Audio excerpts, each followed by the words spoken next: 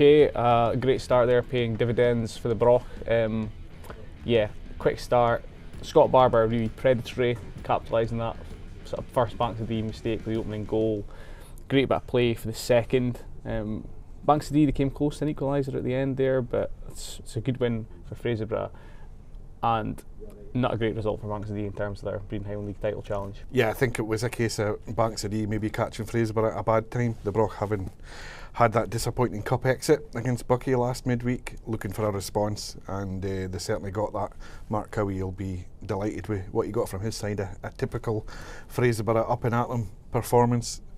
Banks of Dee, though, it's a sore one, just their second defeat of the season, but a costly one as we're heading towards the business end of the campaign, and they're losing their top spot in the Highland League. They made a goal of obviously at least getting a draw at the end of the game there, throwing the keeper up. I mean, that would have been an all-time Highland League Weekly moment, wouldn't it, if the keeper had equalised? I mean, he had the chance. He did. Wide. If it had fallen to anyone else, I'm sure they might have put it away. Yeah, it was. It's such fine margins, and every game is going to be like a cup final now. You need to be picking up points every week, as we'll come to with some of the other results from a remarkable weekend. But yeah, there's no getting away from it. It's a sore one from Banks of Dee as they lose that top spot and hand the initiative back to the league champions.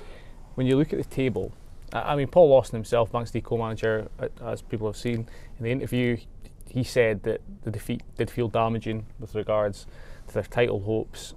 He's not wrong. I mean, Brechin 9 points ahead. If they win their 2 games in hand now, I think they've only played 25, Banks of Dee have played 27. You've got Buckie that have played, 23 games, 22 games at this point. But you've got Banks of Dee and Buckie playing each other. It's that way around, isn't it? On Wednesday. No. Buckie against Banks of Dee on Wednesday. And that's a game now that really feels like a must-win for both, doesn't it? Oh, absolutely. Even a draw doesn't help the two teams, I think. And that plays into Brechin's hands. Yeah, Brechin are sitting there going, we've got a tough game of our own at Forest, but if we can go there and pick up 3 points, where there will be favourites, let's be fair here, there'll be favourites up at Mossett Park, but they've still got to go and do it. If they do pick up that win, it just piles the pressure on the teams chasing them. You'd have to say it's Brechin's to lose at this point. They're certainly in a strong position. Yeah, this is the strongest I think it's felt for them. Well, that's Keith now. Apparently, according to our correspondent at the game, 6 games unbeaten for the first time in 13 years. I couldn't believe that. That's a fair run, to be fair. Yeah, but obviously, for you guys that have seen the highlights, it took a sublime Mikey Taylor lob to seal the points. It was kind of an interesting game before that. I do kind of agreed with Strathspey's interim manager, we'll come on to that, Robert Flett. He said that the luck was with Keith and not us today, and it's kind of a bit of the tail of their season.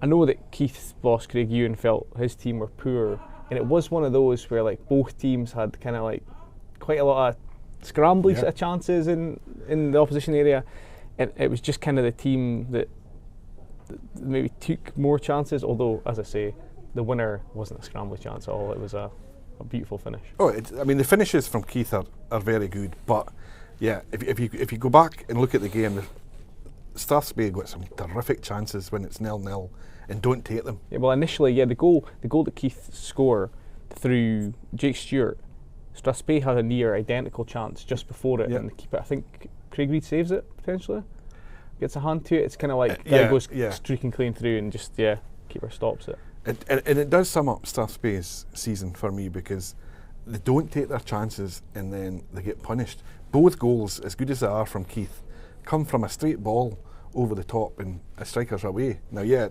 as we've said, the finishes are excellent, but you can't gift wrap a team chances like that, because if they're just got that little bit more quality, they're going to take it. And Strathspey, you look at the goals they've conceded all season, it's been a huge problem for them, and it piles the pressure on the strikers at the other end of needing to take your chances, because you know you're prone to giving them away at the other end. Now, as I mentioned, Robert Flett, he's an interim charge of Strathspey. Now, we already knew that Robert McCormack, the Strathspey manager, was planning on leaving at the end of the season, with a rebuild expected there. I mean, the favourites to finish bottom of the division, and whether that means a playoff or not remains to be seen at this stage.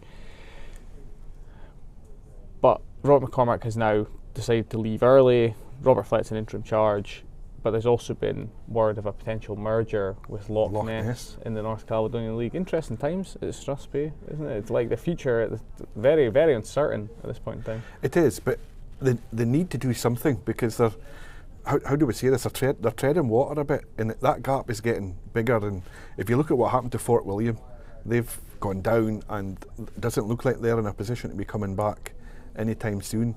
Loch Ness are very strong in the North League, but they don't have the facilities. If they can get into the Highland League along with Strathspey, it instantly makes them a much more formidable outfit, I think. And looking at with an unbiased hat on, we probably need more strength in the north for me, because has been quite an Aberdeenshire a lot of it, stranglehold in recent years. We've still got Brora flying the flag, but they've got work to do. Since Brechin have come in, they've been very competitive and dominant as well. It would be nice to have more strength up north for the good of the league. What always interests me about mergers is what the post-merger name is going to be, given one's got Spey in the name, the other one's got Loch Ness in the name. It just seems they can't have them both in the name. Loch Ness Thistle, Strathspey. I don't know. We'll wait and see. Let's move on though to the other 7 Brechin Highland League games that took place on Saturday. There's a very obvious place to start. Lossiemouth 2, Buckie Thistle 1. 2 goals in 2 minutes from Dylan Lawrence and Ryan Farker turned it around for the home side. I think Max Barry had scored what sounded like a very good individual goal. Maybe we've got footage, I'm not sure, before the break for Buckie. But Lossie sounding like they were encouraged to squeeze the game, get at Buckie in the second half, and they got their rewards for it. I mean, first of all, before we go into what it means for Buckie, it's a great victory for Lossie under Frank McGettrick. They're certainly going in the right direction. They are, and they are. We've said this all season. On their day, they're a really stuffy, formidable outfit, Lossie, and clearly Saturday was one of those days when it clicked. They've gone a goal down, and it hasn't phased them at all. They've come back to not only get an equaliser, but to go on and get a winner, and a very good win, actually. Buckie don't lose many, as we know, and Lossie will be thrilled with that result, I'm sure. Yeah. I mean, when you look at the table, Buckie, as we sort of discussed earlier, Buckie, they're in 5th place. They've played 3 games less than Brechin. They're 10 points behind them. And as we said, the midweek game with Bucks and Dee could be pivotal, because if they lose that one, they could be 15 points behind with only 3 games in hand. So, it's just a 6-point gap, effectively, if they win their games in hand. They win the game, stays at a 10-point gap with the 3 games in hand, but it's still in Brechin's hands now, as we said. Oh, it is.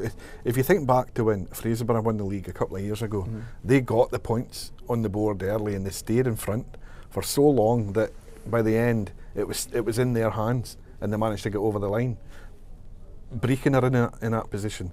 Buckie, they've got games in hand, but they've lost to Lossiemouth and they've lost to Clark in the last month. That's sore ones to take, because that's games I'm sure the Jags fans would have expected their side to take maximum points from, and it now leaves them with no margin for error, because they've got to win their 3 in hand, and I think they've still got to play Brechin as well. That's going to be huge, provided they can get through this midweek.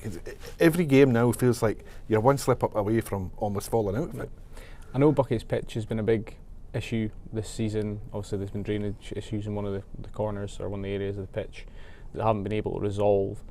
Also the Scottish Cup run, I don't know how much that played into things in terms of building up those games still to play, games in hand. But Bar Cove, like quite a few seasons ago now, it really seems to be a pivotal factor, doesn't it, in like whether you can win the Highland League Championship. I know I'm not ruling Buckie out of it yet, but I mean, it's such, if you build up those games in hand, you fall behind, as we've seen with Brora as well. It's tough. Yeah, championships are won by the team that's dominant at home and can pick up points on the road, clearly. But Buckie are really disjointed, I think, just in terms of their routine, because it's been so stop-start. They lost loads of weeks before the Celtic game in the Scottish Cup, and they've been playing catch up ever since, and still having games falling by the wayside. Sometimes at short notice. It can't be easy for Graham Stewart Home and his games players. moving. Yeah. Anyway, Brechin City 5, Deveronvale 1. The leaders, champions, well, they're the leaders now. The champions with another comprehensive enough sounding victory. We're down after 3 minutes through Deveronvale's Harry Noble. But Ewan Spark restored parity on half an hour. Murray McIntosh and Lewis Martin had it 3-1 by the break. Seth Patrick and Danny Handlin added further goals in the second period. Sounded like a slow start from Brechin that I don't think Gavin Price is particularly happy with. But yeah, I mean, they just rattle off the results, don't they? What impresses me about Brechin this season, they've had a change of manager when they were going well, because normally a managerial change happens when a team's maybe struggling. But they've lost the guy who led them to the title last year in Andy Kirk. Gavin Price has come in. He's got huge experience from SPFL, but he's come into a new league for him, so there's been an adjustment period. But when I watch Brechin, what always impresses me is when they do have a sore win, the response is always so strong the following week, and they're in a great position, you have to say that. Yeah. Forest Mechanics 0, Brora Rangers 1. The difference between the teams was just Paul Brindle's 38th minute goal, still doing it, Paul Brindle. I thought Alec MacDonald, the Brora Rangers manager, his post-match quotes were quite good. I think Forest boss Steve McDonald seemed to be reasonably happy with how his side competed. But Alec MacDonald said there's a bit of a concern. I think we've discussed this on last week's show, certainly, that if you're out of the league race, he said the tools maybe get packed away a wee bit. But it didn't happen last season when they sort of dropped out of things, and they kept going just for pride, but for the club's reputation. But Brora, I suppose the thing that works in their favour in terms of doing that is they do have this Highland League Cup final against Fraserburgh coming up. People are playing for places, and it sounds very much like Alec MacDonald's going to demand that they get results, and every player in the squad is performing and earning their spot for that game. It's a great carrot for a manager to dangle. I'm sure Mark Howie's doing the same for Fraserburgh, and that's going to be a terrific game when it finally gets around. I know we've had a few false starts with that final, but I mean, Brora, I don't see Brora winning the league title at this point. I'm sure everyone up at Dudgeon Park wouldn't be chasing me for saying that, but they've still got a cup final at stake, and they can still have a good season if they can win the cup and finish in the top 3 or 4, which is potentially still there for them. For Martin 2, Huntly 1, late winner for Julian Wade in this one. Feels like Julian Wade has scored a lot of important goals for Martin this season, and surely will be in Callum's team of the season. Just turning the pressure on a little bit there. Johnny Crawford had pounced, sounded like a deflected free kick, and Johnny Crawford was in the right place to turn home the opener for Martin in the first half. Then Andy Hunter scored an equaliser from a deflected free kick as Huntley kind of seemed to rally after the break. That's his 21st goal of the season, so he as well may be in with a shout of being in the team of the year, Andy. But then, as I said, Julian Wade won it. Good determination from Martin. I mean, they've taken a few sore results in recent weeks, but that's kind of one of the hallmarks of Martin over the last couple of years under Stuart Anderson that we've talked about repeatedly, is that even when they're not running away with games, they grind them out. Yeah, grinding the victories out. They're a lot more consistent, I think, under Stuart Anderson, but it's a really fine margin, I think, to be fair, because they're a very strong squad there at North Lodge Park as well.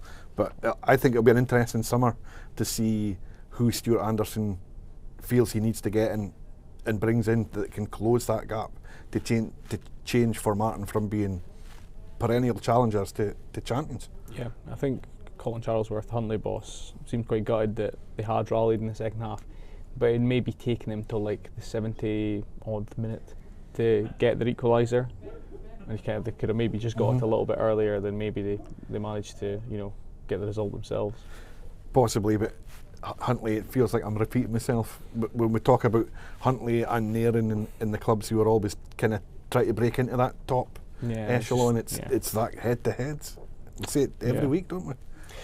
Now, Inverurie Locos 3, Wick Academy 1. I said a couple of weeks ago that Dean Donaldson had achieved the best he could hope for by getting Locos up to 10th, given how poor, before he came in, Locos' start to the season had been. You're revising it. But now when you look at the table, so I'm going to retract that statement, because when you look at the table now, Turriff lost at the weekend to Nairn. We'll come on to that. But Locos haven't played a game more than Turriff. Only 4 points behind them. So, it's not going to take... I don't know if they've got each other to play again. It's not midweek, is it? No. But but if they did, there's a chance that if a couple of results went, in favour of one and not in favour of the other, that might be on that chance. And again, 9 would be from where they came from, basically second bottom they were, I think. Yeah. Third bottom. But it'd be a great achievement in terms of the league. And now, since last week as well, we know they're also in the Aberdeenshire Cup final. So it's been another great week for Locos. Momentum is firmly with them. They must be the form team. I wouldn't. I'm just saying this off the top of my head, but they must be up there in terms of the results they've had. League tables since January league table or something. It's hugely impressive. And do you have to win something to be in contention for a manager of the year? Because I think what Dean Donaldson's done at Harlow Park has been nothing short of remarkable from what was a standing start. Yeah, given he was talking about only just for this season getting them. Find them one way to play that they can play in consistently and play well in one shape or whatever, and then it's in the summer where he's really going to make the big changes. Then be very interested. It's interesting to see what actually happens in the summer. On the game itself, Nathan Mears and Mark Suter had Locos 2-0 up at the interval. Sean Campbell pulled a goal back on 60 odd minutes for Wick, but teenager Blair Smith scored to seal it for Locos in the counter as Wick pushed for an equaliser. In that second half, it's a first league goal for Blair Smith. I think he's only 17, perhaps. Same with Locos in terms of having that cup final. Now, if they are going to push on and maybe claim 9th spot, knowing now they've got cup final places to play for, and Dean after the game seemed to be talking about the subs maybe coming on and not all of them, making too much of an impact, and he wanted to see mind games are out he wanted to see more from them. So, if there wasn't enough of a reason, this momentum for his squad to all be performing in the weeks ahead, keeping up their standards, and even though there's not a league championship on the line or whatever, this cup final is now that carrot. Yeah, well, absolutely. The funny thing about Locos is, since Dean Donaldson's gone in there, he's had to make some big calls because there's been some stalwarts who are no longer there. He's recruited well, he's got a system that's working, and most importantly, he's got confidence back in a squad that was really underperforming in a scale I don't think I've seen before in a Highland League club. Because that Locos squad should never have been where it was at the start of the season when he came in. But they're flying, and you'd have to say they're going to be really formidable opponents in that cup final. Yeah. Rothes 3, Clattenacudden 2. Richard Hastings' first win as Rothes boss. They were 3-0 up in this one via Jake Thompson's penalty opener, Gary Kerr making it 2-0 before half time, and then Bruce Milne making it 3 with a header after the break. Don't think that really told the story of it, because if you read our reports, it sounded like Sean McCarthy in the Rothes goal made quite a few good saves at kind of key moments. I don't know, 0-0, 1-0, 2-0, which could have swung the game in a totally different direction. But he kept. We know he's a great keeper. He's potentially the best keeper in the league. Some would say. Callum's team of the year. Keep an eye out to find out who is the best keeper in the league. You're picking it. It's Ryan's team of the year. But Connor Bunce, he pulled a goal back from the penalty spot, second penalty of the game for Clark. Callum McLeod, he scored pretty late on. I think it was the 86th minute to set up. Late, yeah. To set up, a last 4 minutes and change of nervy action for Rothes to try and hold out for that first win under Richard Hastings. But it's always a milestone, isn't it, for a new manager coming into a bit of a wait? It'll be long overdue for the Rothes manager, that's for sure. I think they've played 30 games now, so they've only got four remaining in the season. I'm sure having got his first win, he'll be looking for his side to try and finish the season strongly. we've talked about Dean Donaldson. I'm sure Richard Hastings has got some big decisions to make with Rothes in the summer, because they'll want to be much higher up the table than they are at the minute as well. And these players need to show the manager they want to be part of his plans for next season, I would suggest. Conor Gethin's Clark player manager, I think it's pretty obvious what he was going to say after the game, and he did say it. I mean, like, take those chances in the first half that they had. No, Lewis McKenzie, I think, had a good one. I think Connor Bunce as well, before he scored, maybe had a good one as well. But, you know, if you find a way past Sean McCarthy, then it could be a different game. And self-explanatory, really. It is. Final game to discuss from Saturday. Turriff United 1, Nairn 3. Nairn back to winning ways after a little bit of a tricky spell. I think it was their first win in 4, or they had won their last 4. But one of their best of the rest rivals that they're taking on, as we said, it's kind of like the Huntly, Turriff, Nairn, who's going to finish in that triumvirate bit below. Keane Young, penalty for Nairn early on, was quickly cancelled out by Jack McKenzie of Turriff, but then Turriff, having got himself level, I think conceded again within 2 minutes through Aaron Nicholson. 77th minute, there was a sort of result sealer from Harry Henham, making it 3-1, putting the game to bed. That moment with the equaliser and then Nairn going straight up a park, that's the key moment in the game, clearly. I mean, Turriff will be disappointed because, as you've said, they're hoping to be best of the rest, if we can call it that. But you'd have to say Nairn are probably looking in a very strong position.